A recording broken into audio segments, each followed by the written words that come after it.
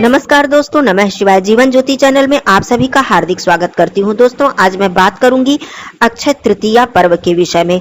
अक्षय तृतीया के दिन सरल पूजा हम किस प्रकार से करें, किस प्रकार से माता लक्ष्मी जी को प्रसन्न करें, अपने घर में सुख समृद्धि कैसे लाएं, कौन कौन से कार्य हमें करने चाहिए और विधि विधान से हम कलश की स्थापना करके माता लक्ष्मी जी को प्रसन्न कैसे करें, क्योंकि अक्षय तृतीया पर कलश की स्थापना करने का विशेष महत्व होता है। ऐसा करने से माता लक्ष्मी जी की कृपा हम पर सदा बनी रहती है। तो आइए सभी महत्वपूर्ण बातों को जान लेते हैं और बिल्कुल सरल पूजा विधि आप अपने घर में बहुत ही आसानी से कैसे कर सकती हैं। तो इन सब बातों की जानकारी के लिए आप लोग वीडियो में बने रहिएगा। वीडियो मेरा अच्छा लगे तो इसे लाइक जरूर कर दिया कीजिए। कमेंट बॉक्स में जय मां लक्ष्मी मैया जरूर लिखिएगा। दोस्तों, अक्षय तृतीया सर्व सिद्ध मुहूर्तों में से एक मुहूर्त माना जाता है। यह मुहूर्त ऐसा मुहूर्त होता है कि जिसमें हमें कोई भी शुभ और मांगलिक कार्य करने के लिए किसी भी पंचांग या मुहूर्त को दिखाने की आवश्यकता नहीं पड़ती है। अक्षय तृतीया ऐसी तिथि है जिसमें हम सभी शुभ और मांगलिक कार्य करते हैं। तो आइए और भी महत्वपूर्ण बातों को मैं बताती हूँ। देखिए, इस दिन सबसे जो पहला कार्य होता है वो ब्रह्म मुहूर्त में स्नान।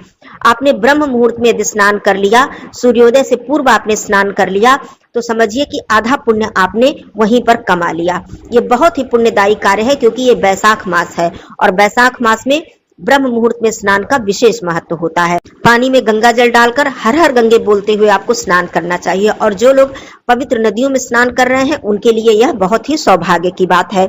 उसके बाद इस दिन आपको भगवान सूर्य देव जी को अर्घ्य देने के साथ साथ माता तुलसी जी की विधि विधान से पूजा करनी चाहिए, क्योंकि माता तुलसी जी साक्षात मां लक्ष्मी जी का स्वरूप है।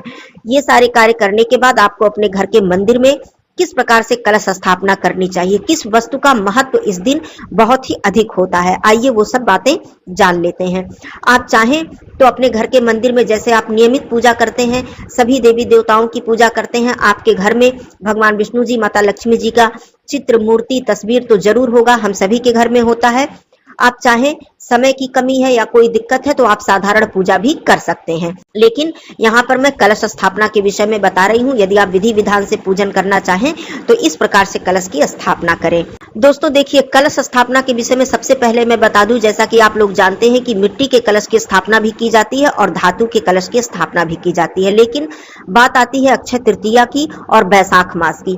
बैसाख मास गर्मी का मास होता है। इस मास में मिट्टी के पात्र का बहुत ही अधिक महत्व होता है। चाहे आप मिट्टी का पात्र दान कर रहे हो, चाहे आप मिट्टी के पात्र से पूजा कर रहे हो, इसका अत्यधिक महत्व होता है। तो मैं यहाँ पर यही कहूंगी कि आप मिट्टी का ही कलश लें और नया कलश, क्योंकि मिट्टी का जो पात्र होता है एक बार प्रयोग करने के बाद दोबारा उसे पूजा में प्रयोग नहीं किया जा सकता है। तो आप मिट्टी का नया कलश लें और मिट्टी के कलश की ही स्थापना करके आप पूजा करें। सबसे पहले आप कलश को भिगा दें पानी में, जिससे कि उसका पानी सूखने न पाए और वह स्वच्छ हो जाए। उसके बाद धुलकर उसे प्रयोग करें। मिट्टी के कलश में सबसे पहले आप स्वास्तिक बनाएं। आप चाहें तो उससे पहले पूरे कलश को हल्दी से आप कलर कर सकते हैं।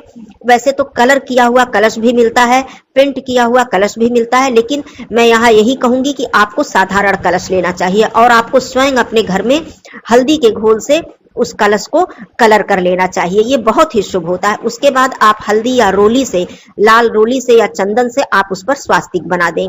उसके गले में आप एक मौली बांध लें। इस प्रकार से आप अपने कलश को तैयार करें। अपने घर के किसी स्वच्छ स्थान पर, ईशान कोण हो तो बहुत ही अच्छा है, एक चौकी की स्थापना करें, उस पर लाल या पीला वस्त्र बिछा लें और कलश को आसन देने के लिए यहाँ पर एक मैं जरूरी बात बता दूं, आपको जौ का प्रयोग करना चाहिए, क्योंकि अक्षय तृतीया के दिन जौ का प्रयोग विशेष शुभ फलदायी होता है। जौ का जो दान होता है इसे हम स्वर्ण दान के बराबर स्थान देते हैं। कहा जाता है अक्षय तृतीया पर यदि हम जौ अपने घर में खरीद कर लाते हैं तो इससे हमारे घर में सुख समृद्धि आती है। यदि हम जौ का दान करते हैं तो हम समझ लीजिए स्वर्ण दान कर रहे हैं। तो इसलिए जौ का बहुत अधिक महत्व है।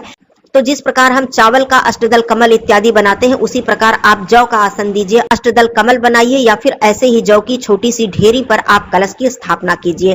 कलश के अंदर सबसे पहले आपको गंगा जल डालना चाहिए, उसके बाद उसमें स्वच्छ जल भरना चाहिए।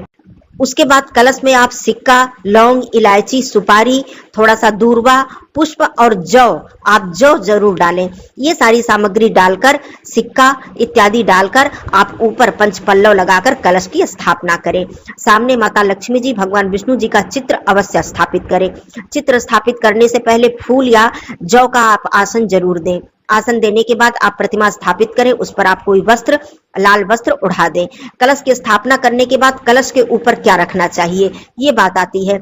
दोस्तों, अक्षय तृतीया पर वैसे तो कलश के ऊपर श्रीफल अर्थात नारियल रखने का तो विशेष विधान होता है, क्योंकि श्रीफल जो है ये माता लक्ष्मी जी का साक्षात स्वरूप माना जाता है। लेकिन अक्षय तृतीया पर इसके ऊपर ऋतु फल रखने का भी विधान है।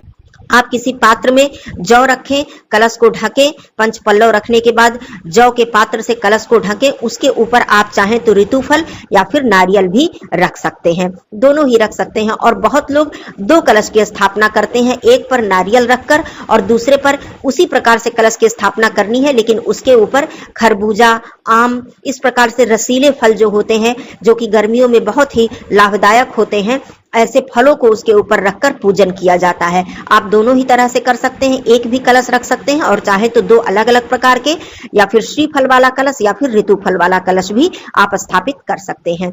सभी स्थापना करने के बाद आप गौरी गणेश की स्थापना कर लें सुपारी से। गौरी जी की स्थापना गाय के गोबर से या फिर हल्दी से कर सकते हैं। आप पान के पत्ते पर आसन दें, थोड़ा सा जौ जरूर डाल दें, क्योंकि इस दिन जौ का अत्यधिक महत्व होता है। सब कुछ स्थापना करने के बाद आप पूजन इत्यादि शुरू करें। सबसे पहले आसन लगाकर स्वयं बैठ जाएं, स्वयं को पवित्र करें, 3 बार आचमन करें। स्वयं आचमन किए हुए जल को अलग रखें और अलग साफ जल आप रखें देवी देवताओं को स्नान कराने के लिए। 1 लोटा जल आप अलग रखें, जिसमें कि नैवेद्य इत्यादि अर्पित करने के लिए जल आपके पास होना चाहिए पूजा के लिए। उसके बाद आप सांकेतिक स्नान सभी देवी देवताओं को कराएं। सर्वप्रथम भगवान गणेश जी की वंदना करते हुए आप अपनी पूजा की शुरुआत करें। भगवान गणेश जी की वंदना करें, उन्हें दूर्वा, पुष्प, सिंदूर इत्यादि अर्पित करें। उसके बाद माता गौरी जी का पूजन करें।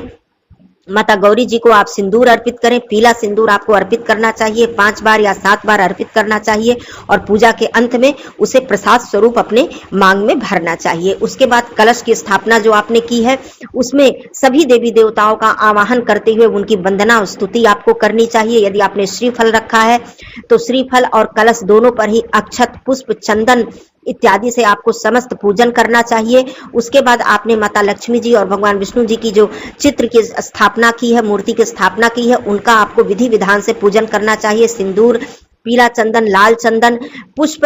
दोस्तों, अक्षय तृतीया पर आप कमल के पुष्प या लाल गुलाब के पुष्प माता रानी को अर्पित करें तो बहुत उत्तम होता है। भगवान विष्णु जी को पीले पुष्प अर्पित करें, भगवान विष्णु जी को जनेऊ अर्पित करें। इस तरह से सब कुछ अर्पित करने के बाद आप ऋतु फल अवश्य रखें, क्योंकि गर्मियों के मौसम में ऋतु फल का विशेष महत्व होता है। आपके पास जो भी फल उपलब्ध हो, आप नैवेद्य भोग प्रसाद में फल का भोग लगाएं। शुद्ध सात्विक दूध की मिठाई का आप भोग लगाएं। दीपक प्रज्वलित करने से पहले आप आसन जरूर दें। दीपक का भी आप पूजन करें। धूप प्रज्वलित करके रखें और बैठकर माता लक्ष्मी जी के मंत्रों का, भगवान विष्णु जी के मंत्रों का आप जप करें। इस दिन कनक धारा स्तोत्र या श्री सूक्त का पाठ करना विशेष लाभदायी होता है।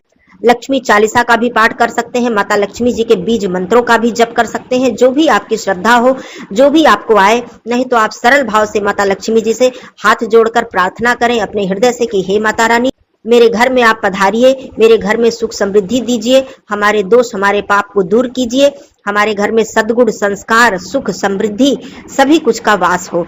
इस प्रकार से जिनको मंत्र, स्तुति, श्लोक, चालीसा, स्तोत्र इत्यादि नहीं भी आता है, तो माँ केवल हमारा भाव देखती हैं। आप सरल मन से अपनी भाषा में अपने तरीके से माता रानी से प्रार्थना कर सकते हैं और उसके बाद आप विधि विधान से आरती करें। पूजा का शुभ मुहूर्त क्या है, स्क्रीन पे मैं दे रही हूँ, आप लोग नोट कर लीजिएगा।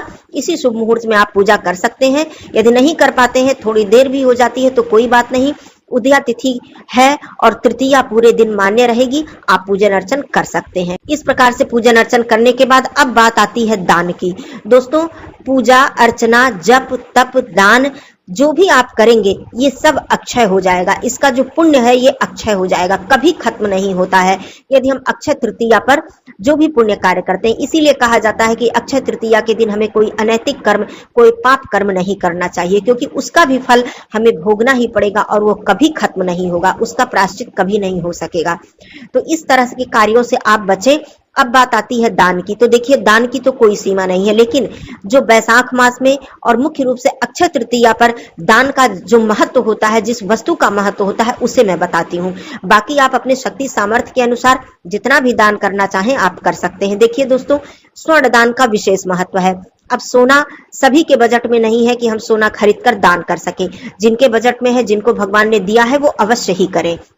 लेकिन उनके स्थान पर आप जौ का दान कर सकते हैं, जिसे स्वर्ण दान के बराबर स्थान दिया गया है। आप पीली सरसों का दान कर सकते हैं।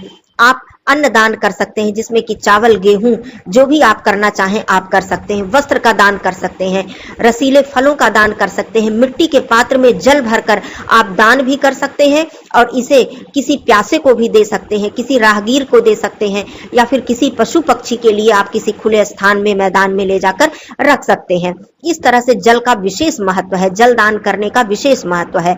यह कार्य आप कर सकते हैं। किसी मंदिर में ले जाकर जल का मटका भरकर आप रख सकते हैं। तो इस तरह से भी दान आप कर सकते हैं। गर्मियों में जूते, चप्पल, छाता, सूती वस्त्रों का आप दान कर सकते हैं, जो गर्मी में आराम पहुंचाए। जो भी व्यक्ति उसे प्रयोग करे, पहने, वो आपको आशीर्वाद दे।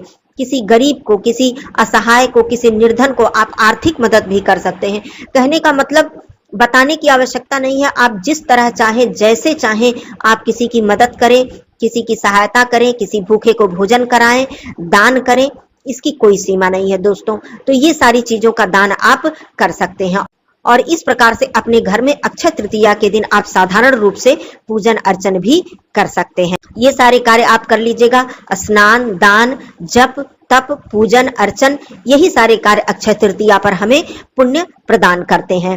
अब बात आती है अंतिम में, आप अपने घर में इस दिन हवन अवश्य करें, अगियारी अवश्य करें।